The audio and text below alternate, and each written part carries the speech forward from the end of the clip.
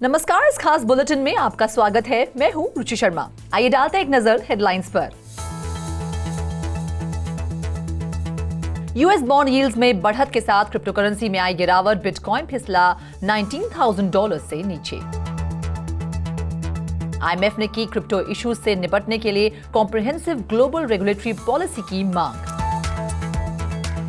मर्ज से पहले कुछ बड़े इथेरियम माइनर्स क्लाउड कंप्यूटिंग में होना चाहते हैं शिफ्ट। इथेरियम बेलाट्रिक्स मर्ज अपग्रेड के रूप में आवे ने ETH लोन्स को रोका। फ्यूल लैब्स ने फास्ट ट्रांजैक्शन के लिए टेक्नोलॉजी बिल्ड करने की खातिर जुटाए $80 मिलियन। इंस्टीट्यूशनल लेंडर्स को मार्केट फिनटेक से कनेक्ट करने के लिए DeFi प्लेटफॉर्म क्रेडिक्स ने जुटाए $11.25 मिलियन।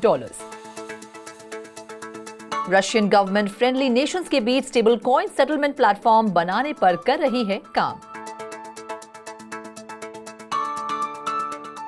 फेडरल रिजर्व के रेट मूव के बिगड़ते आउटलुक के बीच बुधवार को एशियन ट्रेड्स में क्रिप्टोकरेंसी में गिरावट आई, जिसने इकोनॉमी की स्थिति को लेकर आशंकाओं के बीच यूएस स्टॉक्स और बॉन्ड्स को फिसलते हुए देखा, जबकि बिटकॉइन को $19,000 से नीचे आते हुए देखा गया। सर्विस सेक्टर एक्टिविटी पर उम्मीद से ज्यादा मजबूत रिपोर्ट के बाद फेडरल रिजर्व द्वारा एग्रेसिव रेट हाइक्स के लिए और कारण प्रदान करने के बाद यूएस स्टॉक्स ने मंगलवार को 3 हफ्ते की गिरावट को आगे बढ़ाया।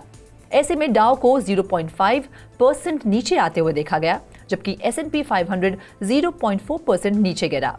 वहीं नैस्डैक कॉम्पोजिट 0.7% गिरा, जिसने 2016 के बाद से अपनी पहली 7-डे लूजिंग का सिलसिला पोस्ट किया है। बॉन्ड यील्ड ने 10 साल के यूएस ट्रेजरी यील्ड के जून के बाद से अपने हाईएस्ट लेवल पर चढ़ने के साथ बढ़त देखी। बिटकॉइन को हाल ही में पिछले 24 घंटों में 6% से ज्यादा की गिरावट के साथ अराउंड $18,820 पर ट्रेड करते हुए देखा गया। वहीं ETH ने उसी समय के दौरान 8% की गिरावट के साथ अराउंड $1,535 पर ट्रेड किया, जबकि सभी मेजर ऑल्ट कॉइन्स को भी गिरावट के साथ ट्रेड करते हुए देखा गया। इंटरनेशनल मॉनेटरी फंड ने डिजिटल एसेट के लिए ज्यादा कॉम्प्रिहेंसिव, कंसिस्टेंट और पूरे ग्लोबल रेगुलेटरी पॉलिसी की मांग की है। मल्टीलैटरल एजेंसी ने the right rules could provide a safe space for innovation title से अपनी लेटेस्ट रिपोर्ट में कहा कि ग्लोबल रेगुलेटरी फ्रेमवर्क के हार्मोनाइजिंग प्रोसेस को निहित करने की जरूरत है, ताकि क्रिप्टो बिजनेसेस एक ज्यूरिसडिक्शन से दूसरे ज्यूरिसडिक्शन में जाने और बिजनेस जारी रखने को मैनेज कर सके। रिपोर्ट ने रेगुलेटर्स के अलग अलग फ्रेमवर्क के कारण क्रिएट हुए फ्रैगमेंटेशन को रोकने के लिए एक कॉम्प्रिहेंसिव और कोऑर्डिनेटेड अप्रोच का सुझाव दिया है। एक अलग टाइप के कंसेंसस मैकेनिज्म के लिए नेटवर्क के ट्रांजिशन से पहले एक अपग्रेड, जिसे मर्ज के रूप में जाना जाता है, दुनिया के कुछ सबसे बड़े इथेरियम माइनर्स अपनी कंप्यूटिंग पावर को क्लाउड कंप्यूटिंग और आर्टिफिशियल इंटेलिजेंस में शिफ्ट करना चाहते हैं। Canadian cryptocurrency minor hive blockchain, जिसने सिर्फ 1 महीने पहले मर्ज के बारे में संदेह व्यक्त किया था, ने मंगलवार को खुलासा किया कि वे दूसरे कॉइन्स की टेस्टिंग कर रहा था, जिन्हें ग्राफिक्स प्रोसेसिंग यूनिट्स ने अपने फ्लीट के साथ साथ क्लाउड कंप्यूटिंग और आर्टिफिशियल इंटेलिजेंस प्रोग्राम का इस्तेमाल करके माइन किया जा सकता है। इस बीच एक अलग कैनेडियन माइनर हट 8, जो साल की शुरुआत से हाई परफॉर्मेंस कंप्यूटिंग में एक्सपैंड कर रहा है, ने भी मंगलवार को घोषणा की कि GPU की इसकी सबसे हालिया इंस्टॉलेशन डिमांड पर पिवट के लिए डिजाइन की जाएगी, ताकि कस्टमर्स को आर्टिफिशियल इंटेलिजेंस, मशीन लर्निंग या VFX रेंडरिंग सर्विसेज प्रोवाइड की जा सके। 6 सितंबर को अपने ज्यादातर माइनिंग पेयर के अनुरूप हाइव स्टॉक की कीमत 5% से ज्यादा गिर गई, जबकि हट 8 स्टॉक में 3% तक की गिरावट दर्ज की गई है। जैसे जैसे मर्ज का समय नजदीक आ रहा है, पॉज के फेवर में एक कम्युनिटी वोट के बाद इथेरियम के ब्लॉकचेन द्वारा ड्रिवन एक डिसेंट्रलाइज्ड फाइनेंस लेंडिंग प्रोटोकॉल आवे ने ईथर लोन्स जारी करना बंद कर दिया है। ऐसे में क्रिप्टोकरेंसी के यूजर्स आवे प्रोटोकॉल का इस्तेमाल करके इथेरियम ब्लॉकचेन पर नेटिव डिजिटल एसेट ईथर को उधार ले सकते हैं। खास करके मर्ज से पहले के दिनों में DeFi बेहेमॉथ में लेंडिंग डिमांड बढ़ गई है। आवे की कम्युनिटी में टेम्पररी पॉज ETH बोरोइंग नाम के एक प्रपोजल को वोट के लिए रखा गया था। प्रपोजल इस चिंता पर आधारित था कि आवे की लोन यूटिलाइजेशन रेट में वृद्धि इथीरियम के पीओएस अपग्रेड के परिणाम स्वरूप हो सकती है।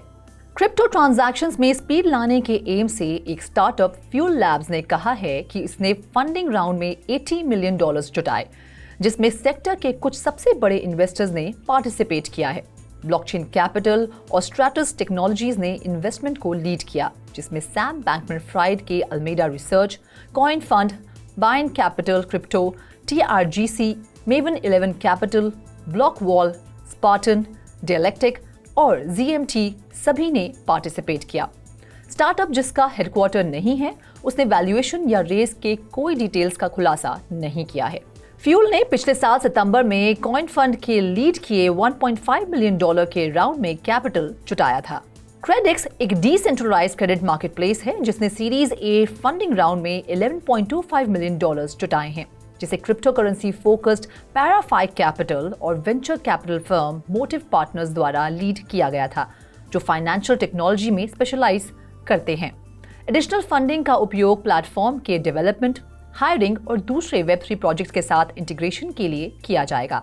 Valour Capital, MGG, Bayhawk Fund, Victory Park Capital, Circle Ventures, Fuse Capital और आब्रा राउंड में एडिशनल इन्वेस्टर्स थे।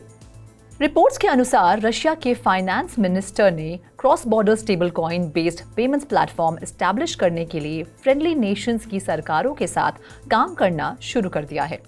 रशिया में state run news agency TASS ने मंगलवार को बताया कि डेप्यूटी फाइनेंस मिनिस्टर एलेक्सी मोइसीव ने कहा था कि सरकार US डॉलर्स और यूरोस के इस्तेमाल से बचने के लिए सेटलमेंट प्लेटफॉर्म बनाना चाह रही है। फाइनेंस मिनिस्टर ने कथित तौर पर कहा है कि रशियन गवर्नमेंट को अपने और फ्रेंडली नेशंस के बीच प्लेटफॉर्म को शुरू करने के लिए एडिशनल रेगुलेशंस लागू करने की जरूरत होगी, जिसमें पॉसिबली चाइना, बेलारूस और नॉर्थ कोरिया का नाम देखा जा रहा है। रिपोर्ट्स के अनुसार रशियन ऑफिशियल्स यूक्रेन वॉर के दौरान लगाए गए सैंक्शन से बचने के लिए क्रिप्टो करेंसी का इस्तेमाल कर रहे थे। जुलाई में प्रेसिडेंट व्लादिमीर पुतिन ने कानून में भुगतान के रूप में डिजिटल एसेट पर बैन लगाने वाले एक बिल पर साइन किया था, लेकिन देश की सेंट्रल बैंक ने रिपोर्टेडली क्रॉस बॉर्डर पेमेंट्स के लिए क्रिप्टो का इस्तेमाल करने पर विचार किया है। इस खास बुलेटिन में फिलहाल इतना ही। आप देखते रहिए 3.0 TV।